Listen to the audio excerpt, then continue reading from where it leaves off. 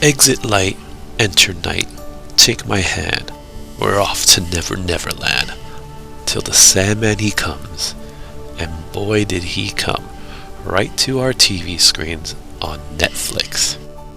The Sandman comic book, written by Neil Gaiman and published by DC Comics, is now a popular Netflix show. The Sandman, Master of Dreams comic series ran for 75 issues from 1989 to March 1996. The series was also collected as volumes. It would later become the flagship title for DC's Vertical imprint. The first season is adapted from the comic's first 2 volumes that feature the art of Sam the Max Keefe and Mike Dringenberg, with beautifully painted covers by Dan McKean. The Sandman is Dream, who also goes by many other names including Morpheus. Tom Sturridge plays our King of Dreams and Nightmares. Dream is a member of the Endless, a very dysfunctional family of 7 siblings, which includes Dream, Destiny, Death, Desire, Despair, Delirium, and Destruction. The Endless are an anamorphic representations of powerful natural forces they embody. The Endless are older than gods, and they serve the purposes of humans.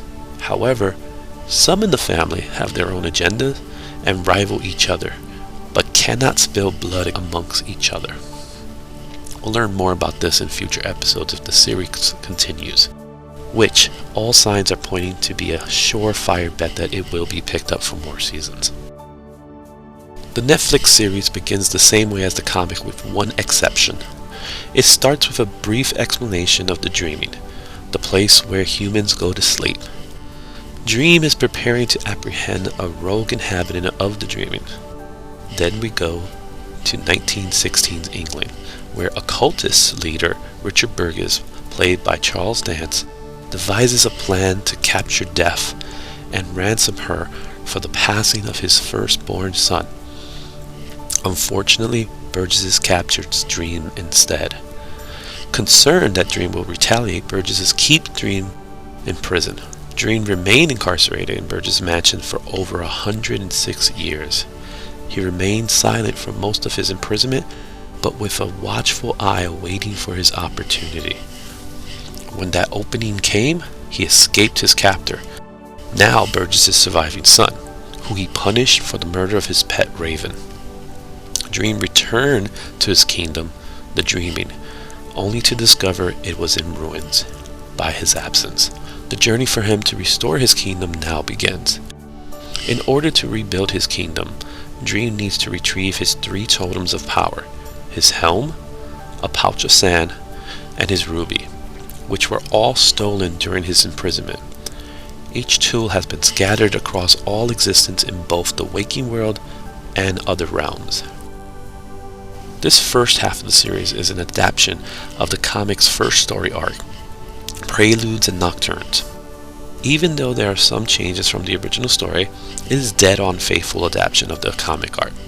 This arc introduces us to the supporting cast, which includes Lucien the Librarian, a faithful servant of Dream, Cain and Abel, the first murderer and first victim respectively, Matthew the Raven, who is played perfectly by Patton Oswalt, who has more screen time than he did in the comic run. I'm cool with that. A change from the original is John Constantine. He is swapped for Joanna Constantine, played by Jenny Coleman. According to Gaiman, he wanted to introduce viewers to the series without knowing anything about pre-existing DC characters. It was also noted by Gaiman and Alan Heinberg, the series showrunner, that they need to make changes from the comics to be more inclusive.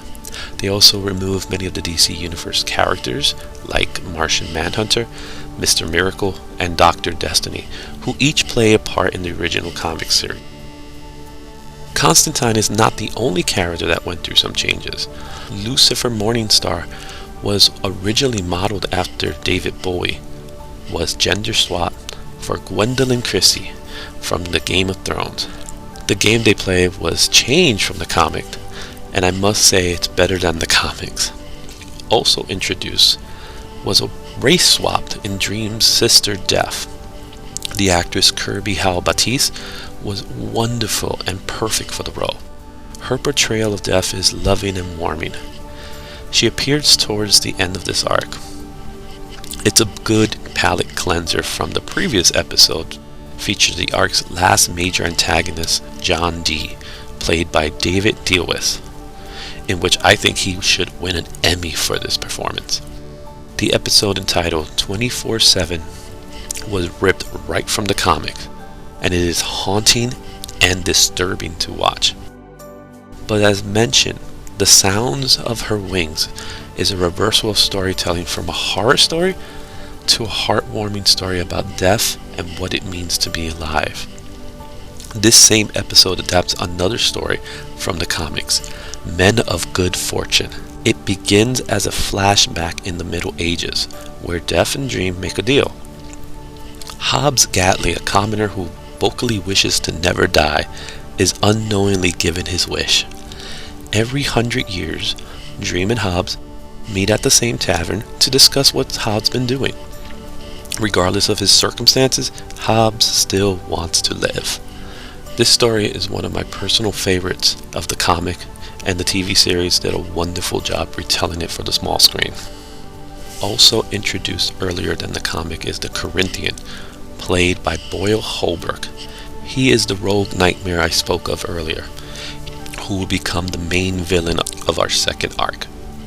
Adapted from Volume 2's The Dollhouse, the arc focuses primarily on Rose Walker, a young lady who wants to reunite with her estranged younger brother Jed Walker. Rose has a special, unique role in this series. Rose is unknowingly a vortex, a being who naturally attracts and manipulates dreams. A vortex is dangerous and can destroy the dreaming as well as the waking world if she gains more power. She is part of a plan devised by Dream's twin siblings Desire and Despair, who make their appearance in the series.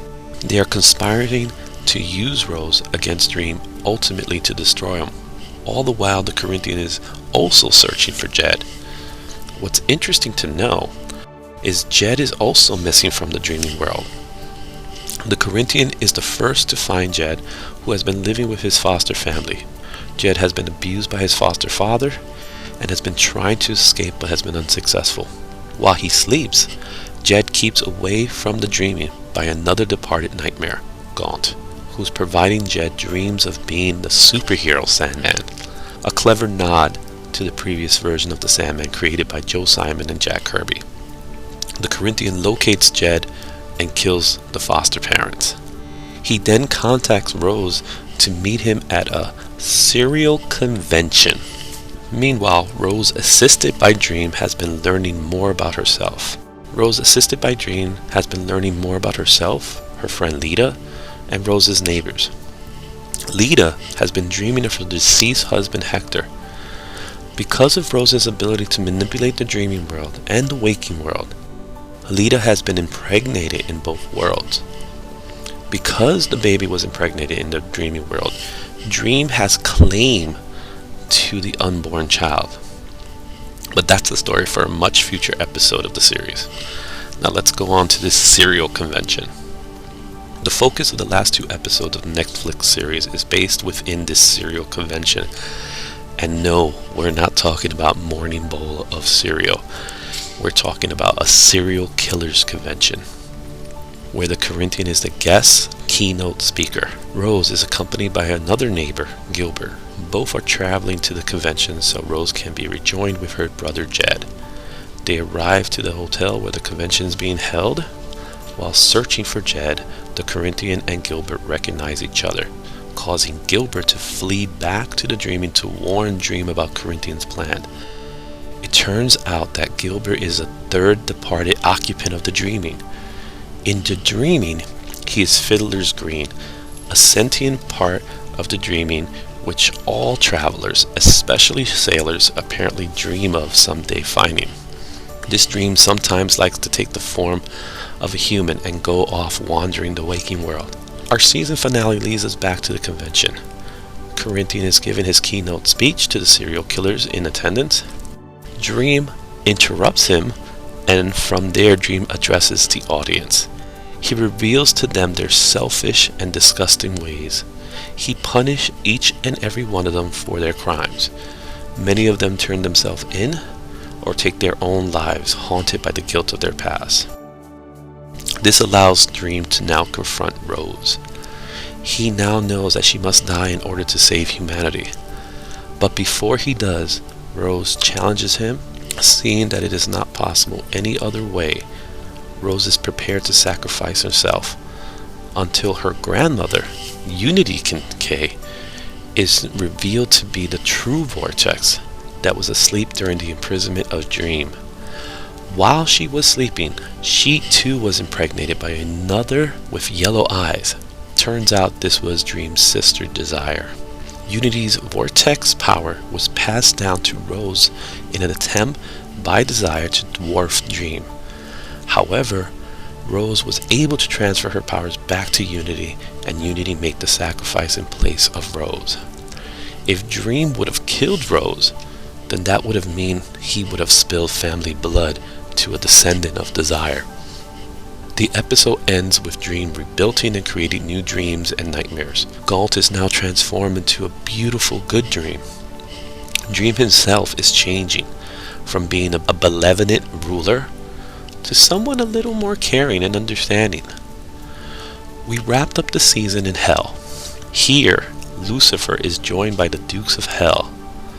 They are planning their revenge on Dream, and the series ends from there. Overall, this has been a great adaptation of the comic.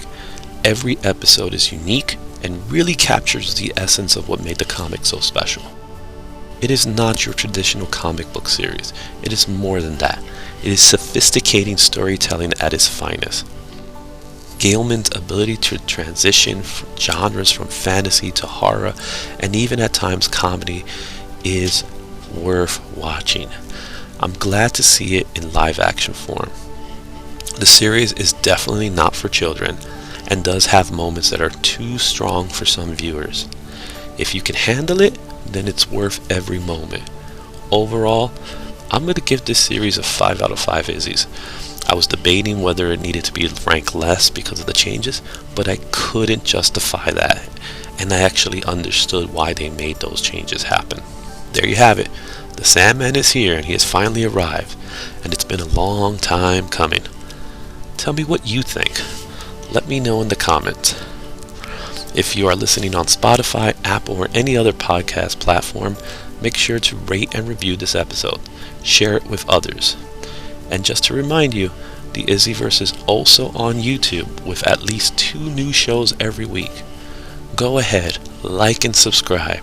Make sure to share it with everyone to help my channel grow. Until next time, in the words of the great Stan Lee, Excelsior!